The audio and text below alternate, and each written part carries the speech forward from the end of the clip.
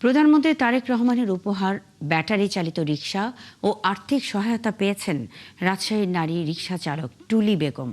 শুক্রবার রাজশাহীর বড়গাছি মালপাড়া আশ্রয় কেন্দ্রে আমরা বিএনপি পরিবারের উপদেষ্টা, সংসদ সদস্য ইঞ্জিনিয়ার আশরাফ উদ্দিন বকুল এবং রাজশাহী সিটি কর্পোরেশনের প্রশাসক মাহফুজুর রহমান রিটনের নেতৃত্বে একটি প্রতিনিধি দল প্রধানমন্ত্রীর উপহার হিসেবে একটি ব্যাটারি চালিত রিকশা ও আর্থিক সহায়তা টুলি বেগমের কাছে পৌঁছে দেন। অটোরিকশা চালিয়ে টুলি বেগমের বেঁচে থাকার লড়াই এর সংবাদ গণমাধ্যমে প্রচারিত হলে তা প্রধানমন্ত্রী তারেক রহমানের নজরে আসে। এর আগে নারী রিকশা চালক টুলি বেগমের কষ্টের জীবন নিয়ে প্রতিবেদন প্রকাশ করে একাত্তর টেলিভিশন। সে সময় তাকে সরকারি আশ্রয় কেন্দ্রে একটি ঘর ও দুটি ব্যাটারি চালিত রিকশা উপহার দেওয়া হয়।